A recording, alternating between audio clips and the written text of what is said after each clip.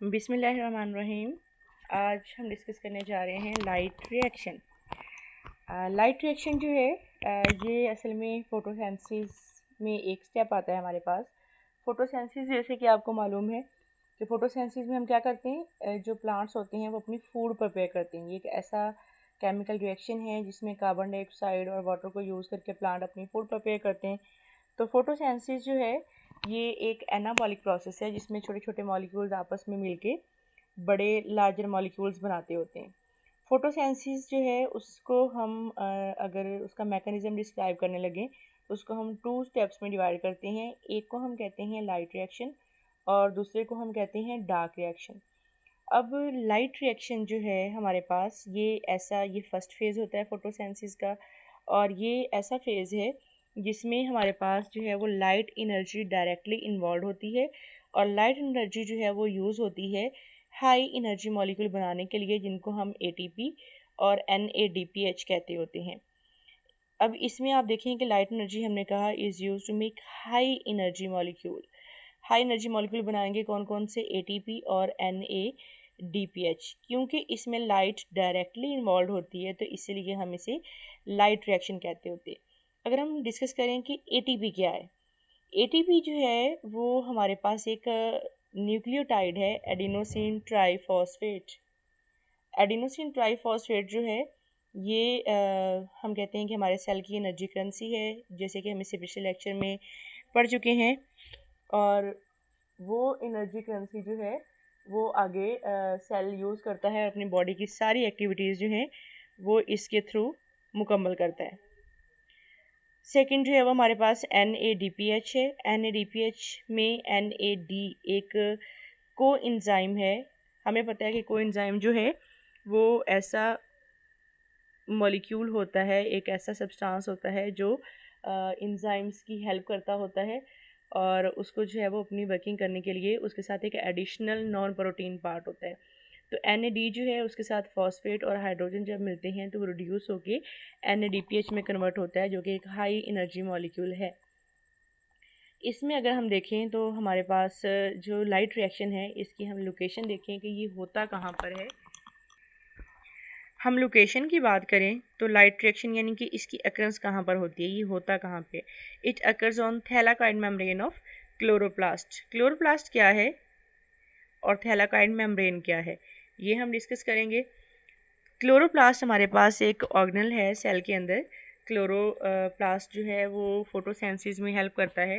Chloroplast basically plastid की एक type है और इसके पास ग्रीन कलर का पिगमेंट होता है, और वो पिगमेंट जो है वो फोटोसेंसिस में हेल्प करता है क्लोरोफिल। और जो क्लोरोप्लास्ट है इसकी आउटर मेम्ब्रेन स्मूथ होती है और जो इनर मेम्ब्रेन होती है उसके अंदर इनफोल्डिंग्स होती हैं जिसको हम थैलाकाइड कहते हैं। तो थैलाकाइड मेम्ब्रेन के ऊपर क्लोरोप्लास्ट के अंदर ये रिएक्शन होता है। अब हम डिस्कस करेंगे इसकी समरी में हम डिस्क्राइब करेंगे कि ये रिएक्शन होता किस तरह से है और क्या क्या इसके अंदर जो है वो चीज़ें इन्वॉल्व हैं। इसमें हमारे पास जो है सबसे पहले हम बात करें कि सबसे पहले क्या होता है। हमें पता है कि प्लांट जो हैं उनके पास लीव्स जो हैं, लीव्स में बहुत सारे जो हैं वो क्लोरोफिल होते हैं और बहुत सारे जो है वो क्लोरोप्लास्ट भी मौजूद होते हैं। तो प्लांट्स के अंदर जो लीव्स हैं वो क्या करते हैं, लाइट को एब्जॉर्ब करते हैं। क्लोरोफिल असल में उनकी हेल्प कर रहा होता है।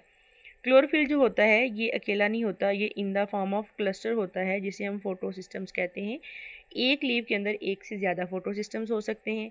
अब वो फोटो सिस्टम्स क्या करते हैं, वो लाइट को एब्जॉर्ब करते हैं।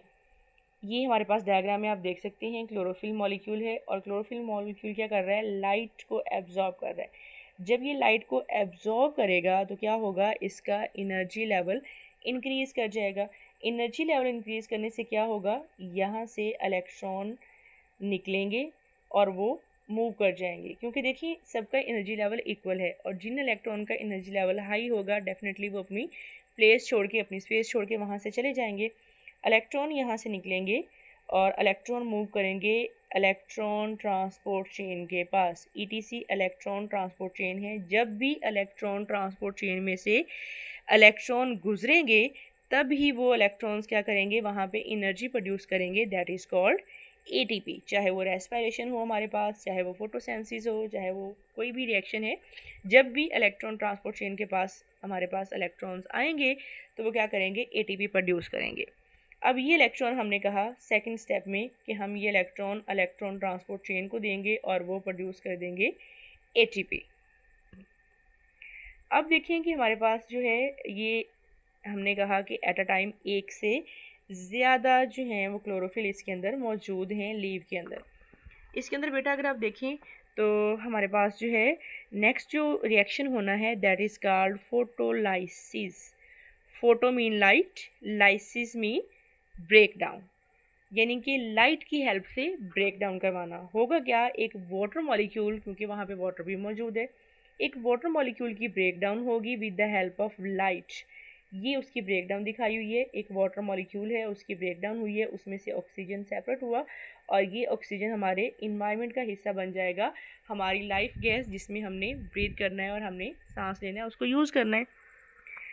उसके बाद क्या होगा, जो हाइड्रोजन होगी वाटर के अंदर ये 2 इलेक्ट्रॉन रिलीज़ कर देगी और ये इलेक्ट्रॉन यहाँ क्लोरोफिल के पास आ जाएंगे, क्योंकि यहाँ से इलेक्ट्रॉन पहले निकल चुके थे, यहाँ पे स्पेस खाली थी और ये स्टेबल होने के लिए क्या करेगा, हाइड्रोजन के इलेक्ट्रॉन रिसीव कर लेगा। अब 2 इलेक्ट्रॉन जब इसके पास आ जाएंगे तो क्या होगा, इसमें जो स्पेस है वो फिल हो जाएगी और जो हाइड्रोजन है क्योंकि उसने अपने 2 इलेक्ट्रॉन दे दिए हैं तो वो क्या हो जाएगा, आयन बन जाएगा, उस पर पॉजिटिव चार्ज आ जाएगा। ठीक है, अब क्या होगा नेक्स्ट, ये जो पॉजिटिव चार्ज आया है और ये हाइड्रोजन आयन बना है ये यहाँ पे मौजूद है। अब जो दूसरा क्लोरोफिल मॉलिक्यूल है, जाहिर सी बात है लाइट उसके ऊपर भी अटैक कर रही है, वो भी लाइट को एब्जॉर्ब कर रहा है, वो भी सेम ऐसे ही होगा, लाइट को एब्जॉर्ब करेगा और यहाँ से इलेक्ट्रॉन रिलीज़ करेगा और वो इलेक्ट्रॉन हाई एनर्जी लेवल की वजह से ऊपर चले जाएंगे। अब ये इलेक्ट्रॉन जाएंगे NADP के पास, जो हम पहले डिस्कस कर चुके हैं। NADP एक हाई एनर्जी मॉलिक्यूल है जो हमारे पास जो है वो एनर्जी को एब्जॉर्ब करता है, ये एक कोएंजाइम है और जब इसकी रिडक्शन होती है तो ये एनर्जी को अपने अंदर स्टोर करता है। अब NADP एक कोएंजाइम, सेकेंडली हम कहते हैं कि हमारे पास जो है वो हाइड्रोजन आइंस, ये वाले हाइड्रोजन आइंस जो वाटर के यहाँ पे बने थे और साथ में ये वाले इलेक्ट्रॉन, हाइड्रोजन आयन और इलेक्ट्रॉन मिलके NADP की रिडक्शन करेंगे और वो मिलके बना देंगे NADPH। और इस तरह से क्या होगा, हमारा टारगेट कंप्लीट हो जाएगा। हमने कहा था कि हमने 2 हाई एनर्जी मॉलिक्यूल बनाने हैं जिसमें ATP भी है, NADPH भी है। ATP हमारे पास इलेक्ट्रॉन ट्रांसपोर्ट चेन के पास बन गया और NADPH जो है वो बन गया हमारे पास यहाँ पे आके, जब उसकी रिडक्शन हुई हाइड्रोजन आयन जो हैं उसके साथ आके मिले और इलेक्ट्रॉन्स आके मिले तो उन्होंने क्या किया, उसको यहाँ पे जो है वो NADPH में कन्वर्ट कर दिया। इस तरह से ये रिएक्शन जो है वो बार बार होता है रिपीटेडली और फिर ये हाई एनर्जी मॉलिक्यूल आगे डार्क रिएक्शन में यूज़ करके तो हम इनसे ग्लूकोज बनवाते होते हैं। ये हमारा था लाइट रिएक्शन जिसमें हमने उसकी डेफिनेशन डिस्कस की, उसकी लोकेशन डिस्कस की, समरी डिस्कस की और डायग्राम की हेल्प से उसको अंडरस्टैंड करने की कोशिश की। इसके बारे में आपको कोई भी क्वेश्चन पूछना है, कहीं भी आपको कोई परेशानी है, कुछ समझ नहीं आ रहा तो आप कमेंट करके पूछ सकते हैं।